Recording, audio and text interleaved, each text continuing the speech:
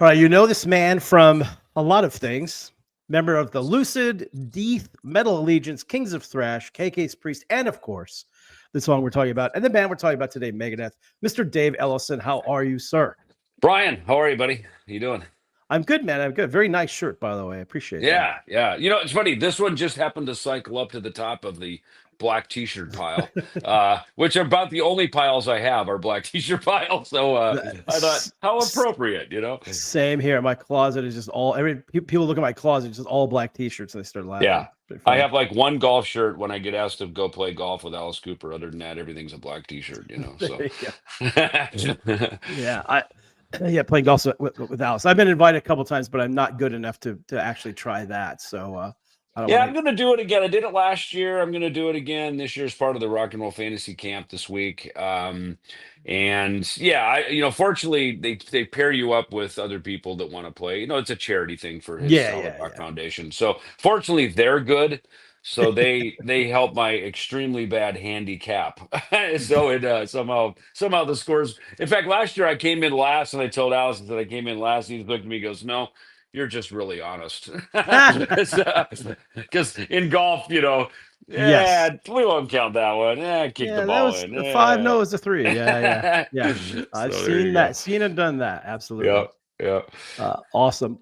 So, talking about this song, for me, it was like a huge game changer. Obviously, I love Megadeth, the first records before this, but when this Mm. one came out, it's like one of those records from beginning to end that's literally just a perfect record. Like everything Mhm. on this is amazing. And I just was like, wow, this band has just kind of found their thing, and they've made this absolutely classic record.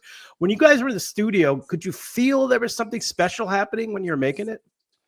So, it's interesting. So, Holy Wars in particular, kind of there's a couple of parts to this. So, we came off the So Far So Good So What tour, not so victoriously because, look, we were a band pretty known for our hard living and partying and everything. And I came off, and now it was evident that my addiction had really kicked in, with drugs. And so we played one show in Donington. We were supposed to do, I think, about 5 shows with Iron Maiden, these Monsters of Rock shows. We did Donington. I came home, went to rehab.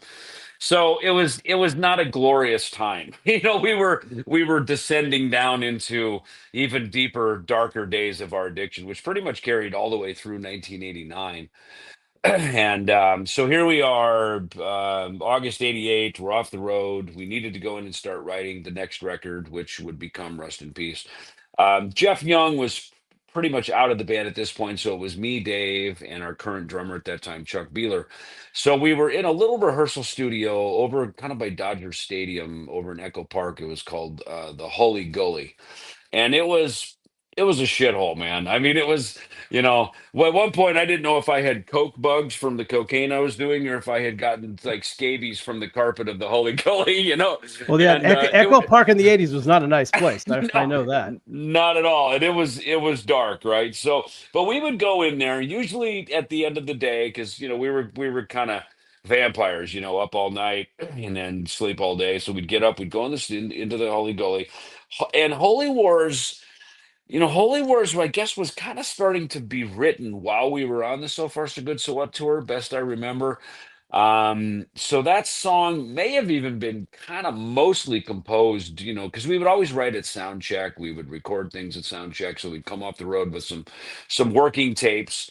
But I remember clearly that song, being finalized as we were home off the road, at the Holy Gully there. And we also then wrote the music for Tornado of Souls. It was not called that. I don't think there wasn't really a firm lyric yet for that. There was kind of a scratch lyric idea. And then we also had Polaris, and it was not yet Rust in Peace. It was just called Polaris. So we actually went in the studio, I don't know, November-ish of '88, and me and Dave and Chuck Beeler recorded those 3 songs. And I remember we went over. We had Casey McCracken do it, who had engineered the Peace Cells album. We really liked his work ethic and his vibe. He kind of understood Megadeth. And we went into Track Records to have it mixed over there off Lancashire in North Hollywood. And Holy Wars stood the test of time. Now, I do remember when we were recording it. We recorded these songs with Garth Richardson, um, and he stuttered, right, and it was so funny that then he professionally went by that. He thinks he had Yeah, like G several G G G G's. G. Yeah, Yeah, yeah. yeah, Garth. So he was, this was at we recorded it at Amigo Studios, which I think was also up on Lancashire in North Hollywood. Now, Amigo Studios was made pretty famous by producer Michael Wagner. That was kind of his home for a lot of years. He did Dokken Records there. He did a lot of stuff there. A lot of his big successful records he did in the 80s, he did there at that studio.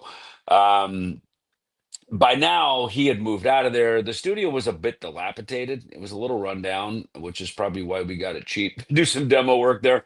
But we went in with those three songs and recorded them. Now, in particular, Holy Wars, he had a really I think kind of an integral part of that, and that's the middle section on the breakdown, where there's the guitar plays do do do do do do do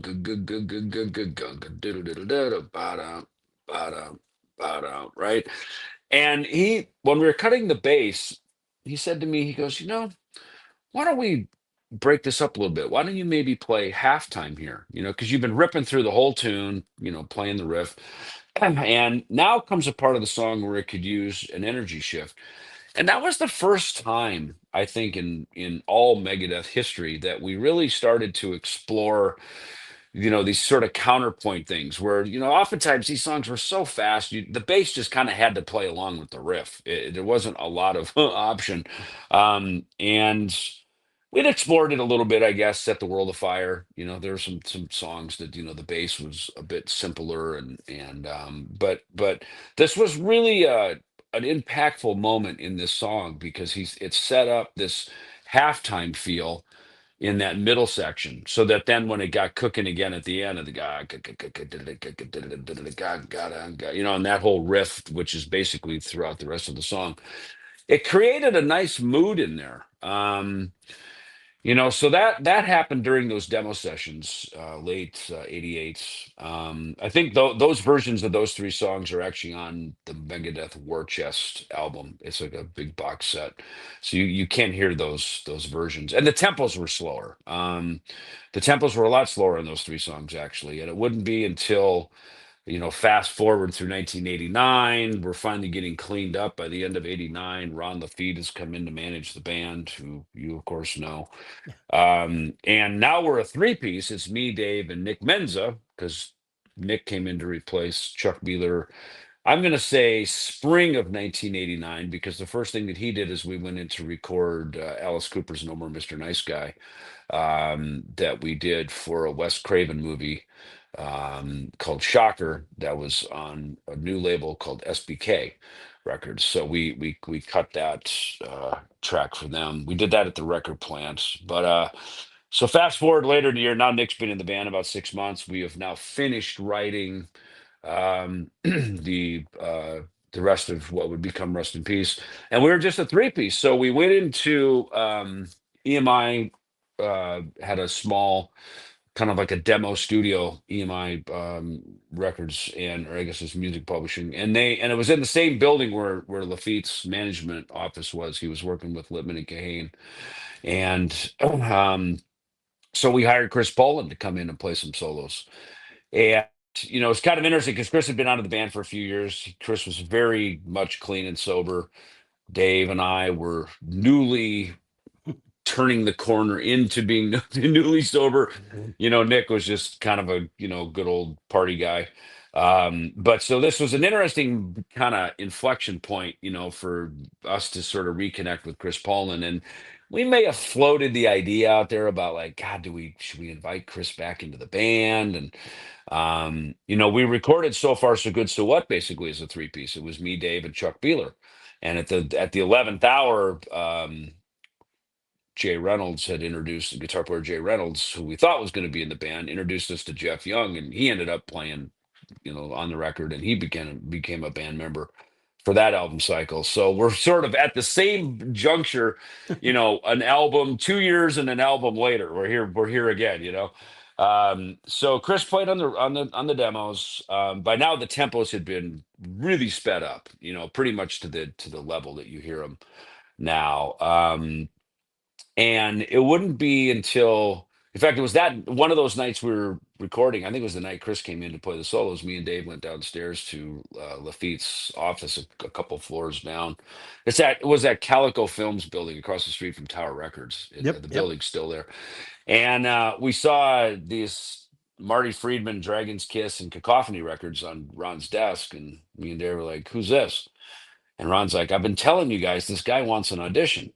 And we're like, Marty Friedman, that's that guy from Hawaii, from the Yeah. band Hawaii? Because I remember Bailoff, Bailoff, the singer from Exodus, and his manager Adam had come down in 1983, like many years before. And I remember sitting there in the floor of our apartment, Bailoff, sitting cross-legged with a bong, and we're all partying, getting high, and playing records, and we're listening to the Hawaii record, the Pit the Pendulum, and I remember Bailoff going, "Yeah, it's friendly, man, it's friendly." That was kind of his quote.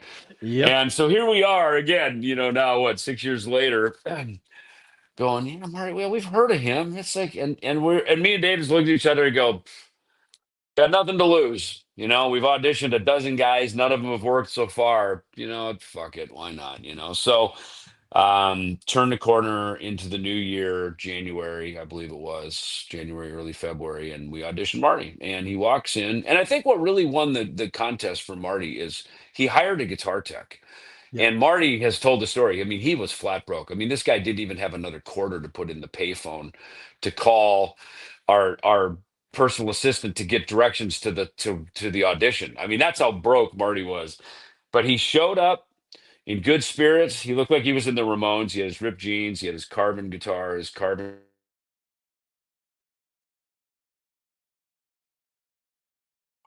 Uh-oh.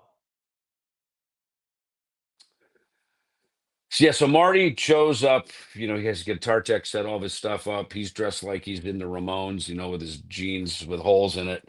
He looked cool. He looked like a rocker, and he comes in, makes the introduction, picks up the guitar. I think the first song we played was "Wake Up Dead."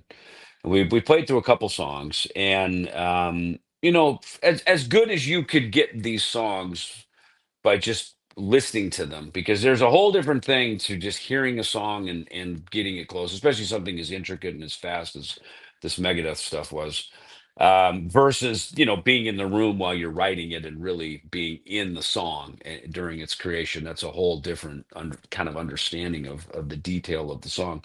I'd say Marty hit it kind of 75%. It was close enough that we went, he looks the part, he talks the part, and he plays the part, and let's go with this. And we hired him on the spot. And I think we had him leave the room. Dave's like, "Leave the room." And Dave looks at us, goes, "What do you think?" We're like, "Yeah, it's pretty good," and so Dave brings him back in and hired him on the spot, and off we went. So, and that's kind of important, because the next addition to Holy Wars would happen when we were in the studio with Mike Klink out at Rumble Recorders when we were recording that song. Was that little flamenco part that got added at the breakdown, because that wasn't there before. Oh, wow. And so that's something Marty really brought to that song.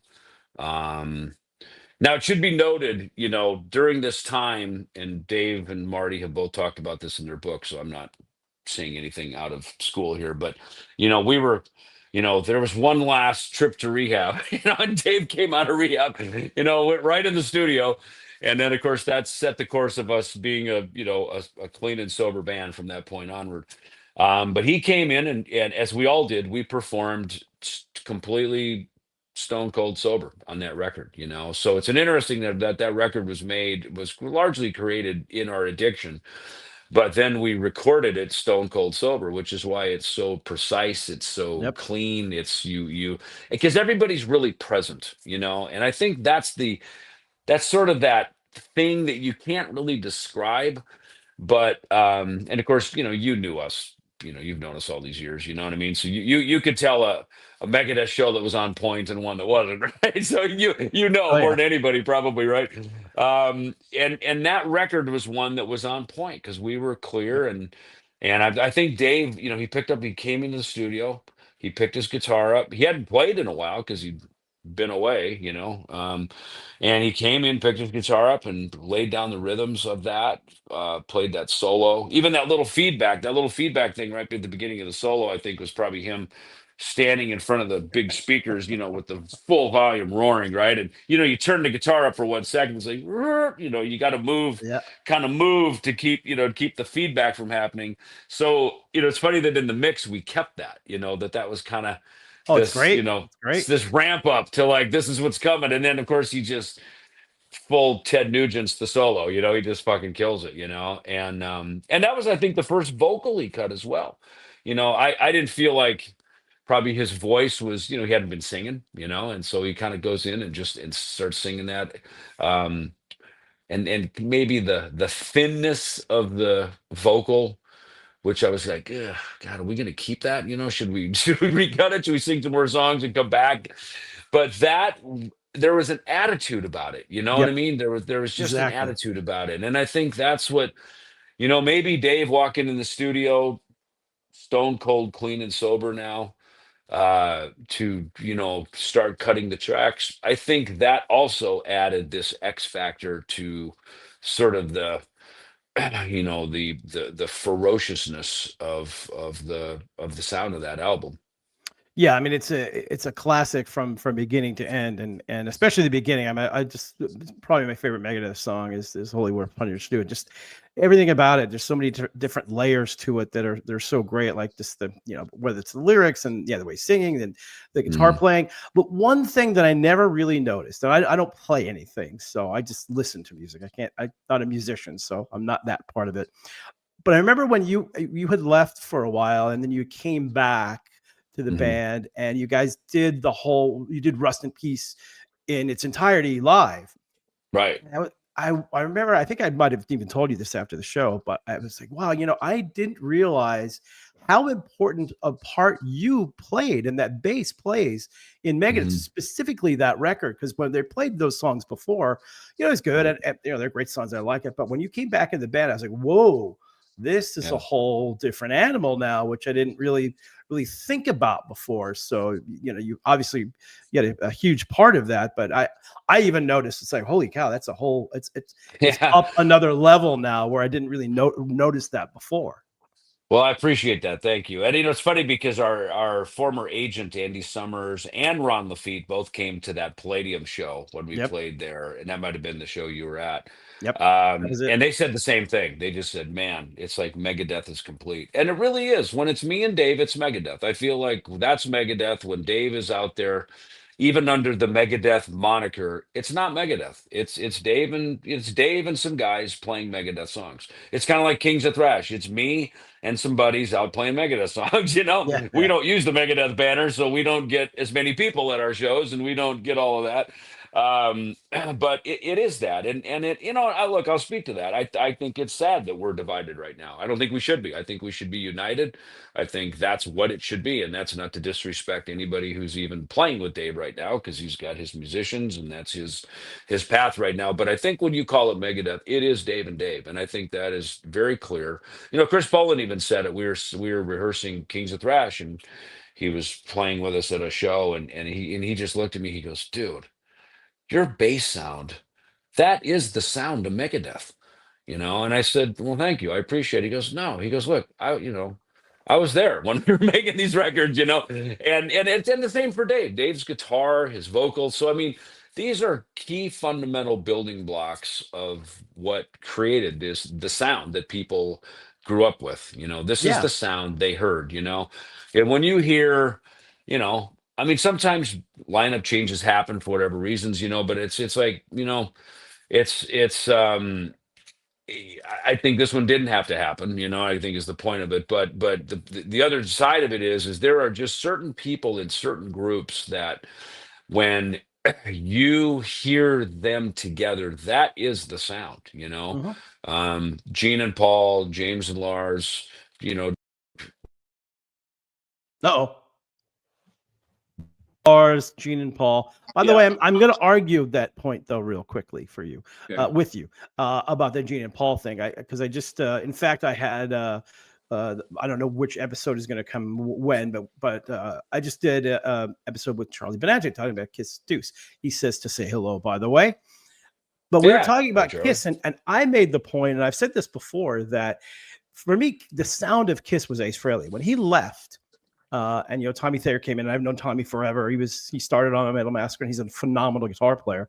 But just the tone and the sound changed. And I saw Ace play a solo gig. I don't know, a couple of years later. I go, oh, that's the Kiss sound I was kind of missing. That's the sound. Yeah. But I agree with you with you and with Dave and Dave, the two Daves, that is the sound of Megadeth. And I didn't really, like I said, I didn't put two and two together until I saw that show and was like, whoa, that's right. what was missing.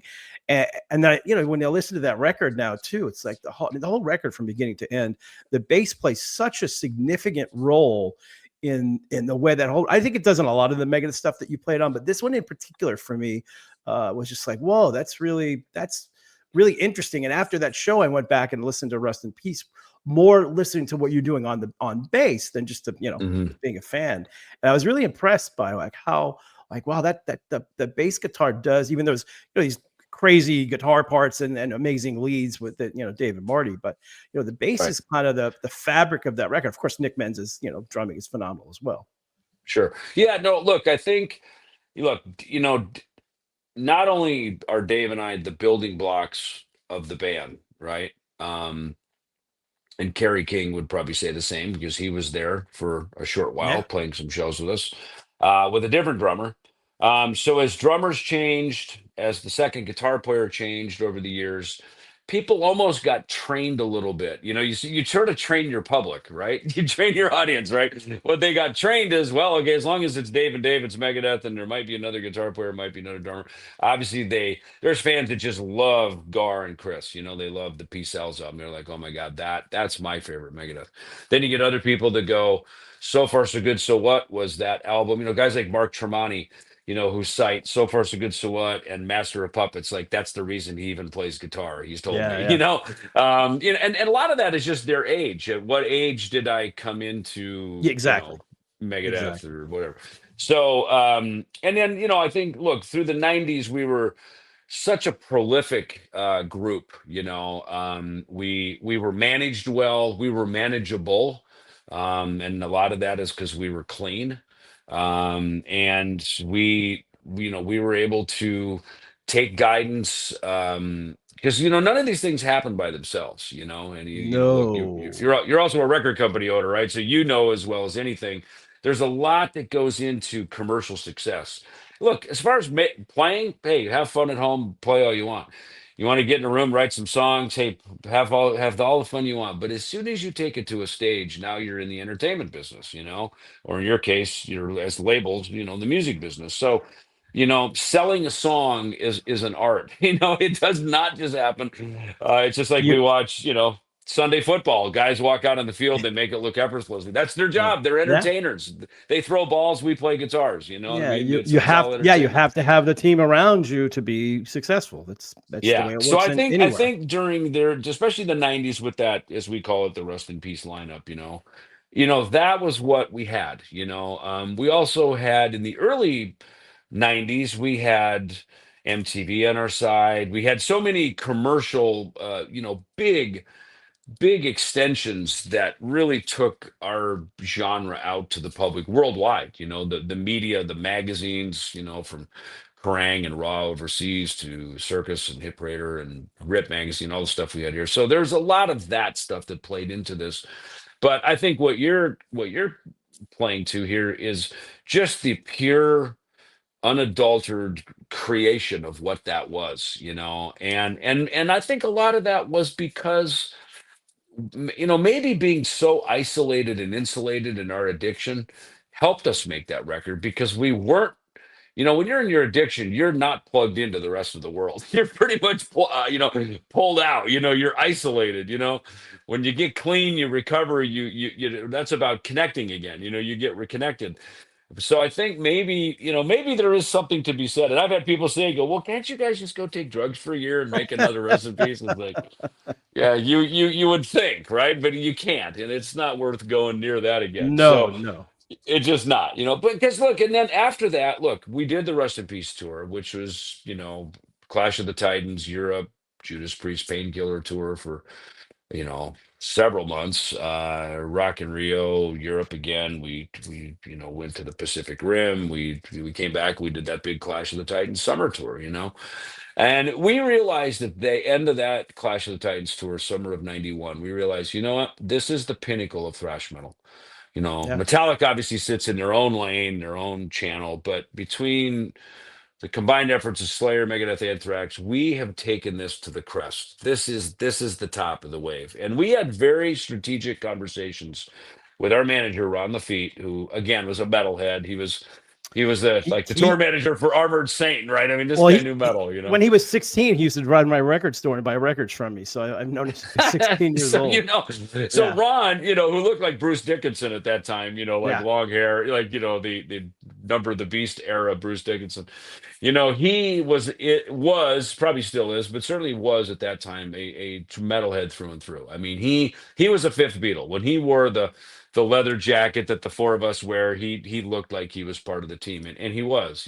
So we were very strategic when Countdown to Extinction, when it came time to, because we wrote half of that record while we were out on Clash of the Titans. Some of the heavier stuff probably, right? And then we came off the road and we wrote Sweating Bullets and Symphony of Destruction and some of those more mainstream songs. But everything about that was really, really working, just fired on all cylinders, man. We thought like a band, we looked like a band, it felt like a band. I mean, it was everything you wanted when you're a teenager and you start playing the instruments. Like, yeah, I'll get in a band, we'll be like a gang, and we'll take over the world. And we did, Yeah. and it worked. And you guys were one of the few metal bands that actually had a lot of success all the way into the mid 90s because, that, as we all know, about 91, 92, when Nirvana and all the grunge bands came, they pretty much killed metal. So they killed hair metal, which needed to go away. Thank you very much.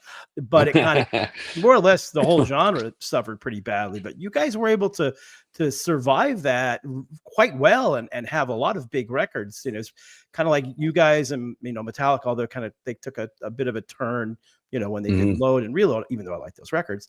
And, same thing with even Slayer, but you guys were still at the top of your game, still, like I said, doing really well when a lot of metal bands weren't. Look, we played the game, right? Because it's a game, right? When you're in showbiz, it's a game, right? And so you play the game, And look, part of it is your self-interest. Do you want to survive or not? You want to be back out on the road again, paying your mortgage next year? Well, then we got to play the game, right? I mean, sometimes you do get a little beholden to the golden handcuffs of the paycheck, just like in any business. It's like anybody going to work. Do what the boss says. Well, sometimes the boss in music isn't anyone in the band. The boss is the public. In fact, they're always the boss, quite honestly. They pretty much dictate the course of your career. And it's interesting you mentioned Seattle and that.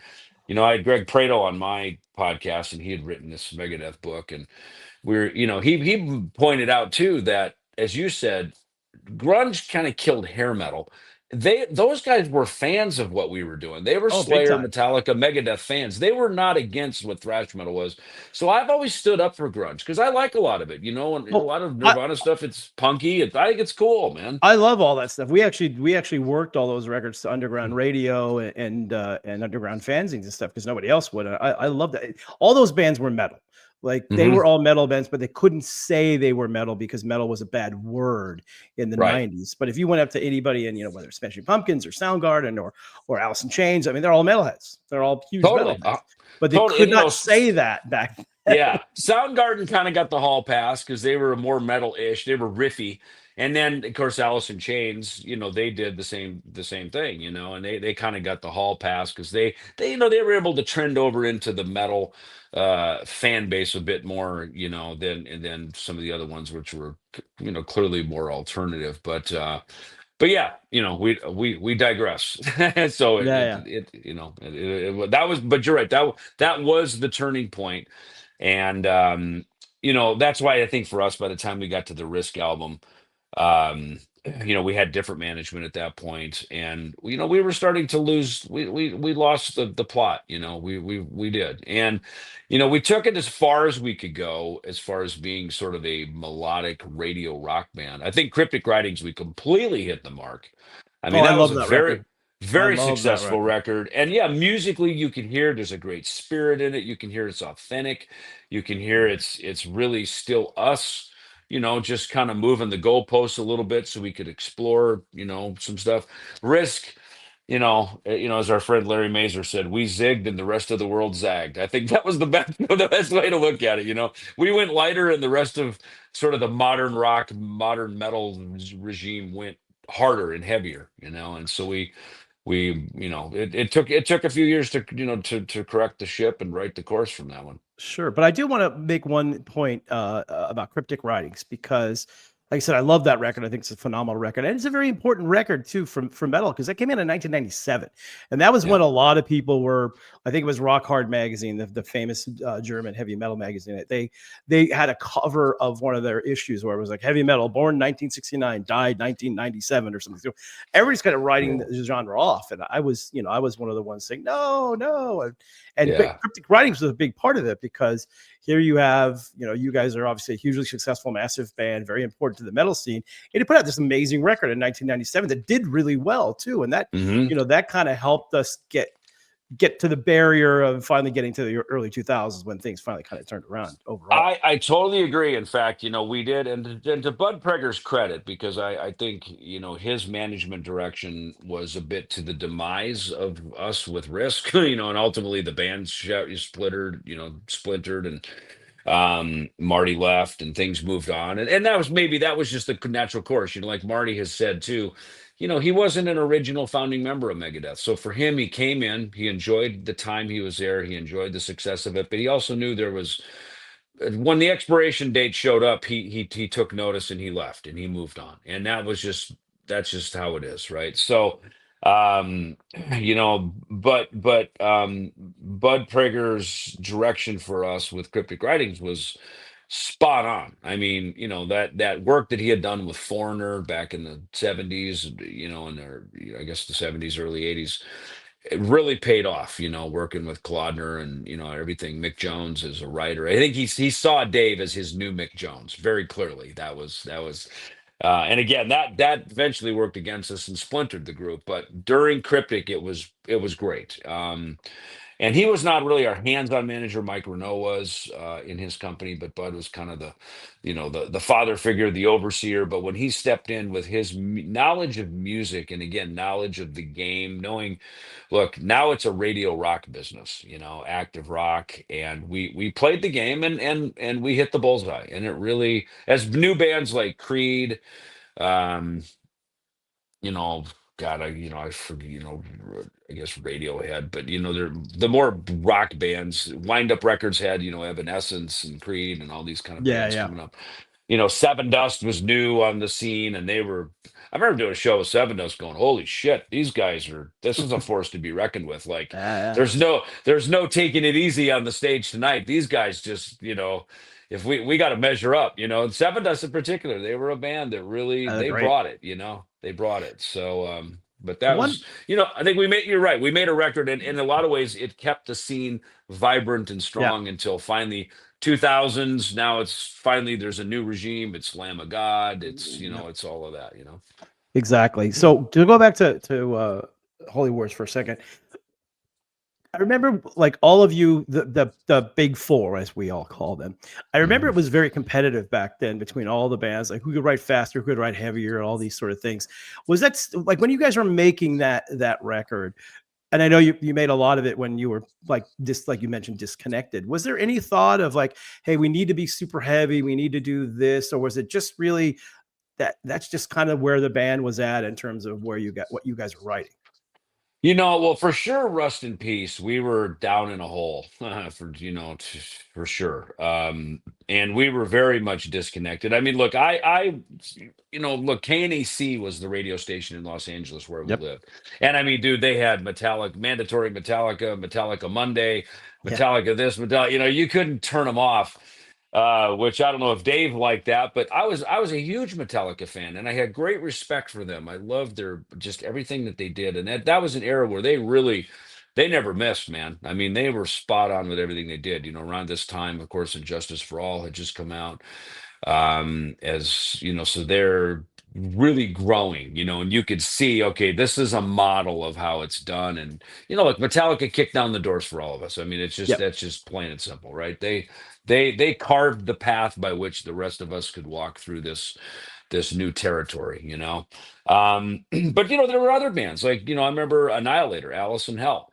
you know um Pantera was not yet on the scene. They had still had this record Power Metal. They were an independent band. They had not yet signed to Atco with Cowboys from Hell yet. There was other things. There was Nuclear Assault. There's still some combat stuff coming out. Yeah, I mean the 90s. Well, that's the funny thing. I always argue the 90s had a lot of really good music. It was a little underground, like even Merciful Fate, like you heard, Yeah, and totally. King Diamond had some great records in the 90s that I always implore people go back and listen to this because it's really good, but it just gets forgotten because it came out in the 90s when most metal was kind of like, yeah, it's over, or what, people just weren't. It wasn't a big thing in the mainstream media for the most part at that point.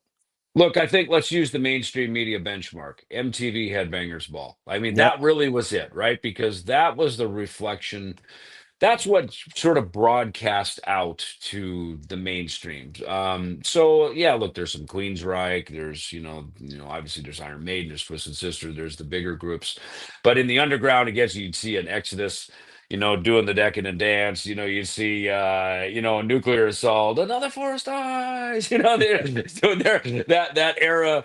And like I said, Annihilator. Power Mad was another band, and Oh yeah. that me and Nick Menza were really into out of Minneapolis. So there was some underground stuff that was still, kind of making its way, but you had to look for it, and no one would know more than you.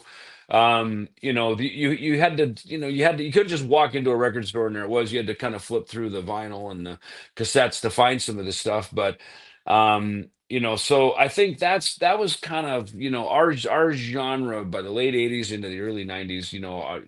Thrash metal, heavy metal was very much a mainstream force to be reckoned with. And like you said, then sort of knocked off its axis by, Seattle and whatever it came, because it was controlled largely by MTV. I remember when on Hmm. Euthanasia, we submitted the Atul Aman video, right? We submitted first because Train of Consequences, which had good success. They had us do the Night of the Living Megadeth performance at Webster Hall in New York. So it was a fantastic launch. Capitol Records was still spending a lot of money on big release parties and all this kind of stuff. The record still sold 1 million copies, but Countdown had done 2 million. So for us, it was like, oh man, are we going backwards? And that record, who else had kind of the similar thing was Bon Jovi. Bon Jovi was not so popular now in America, but I remember walking down the streets of Osaka, Japan. We're on tour over there during Euthanasia, and Bon Jovi blasting out the windows of people's homes. He was a hero.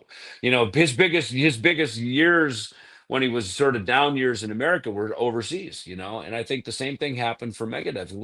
Euthanasia, tides were turning, tastes were shifting a bit into Seattle music here in America, but overseas, Euthanasia was probably one of our biggest records. We played bigger venues, we toured even more. We were in Japan for 3 weeks.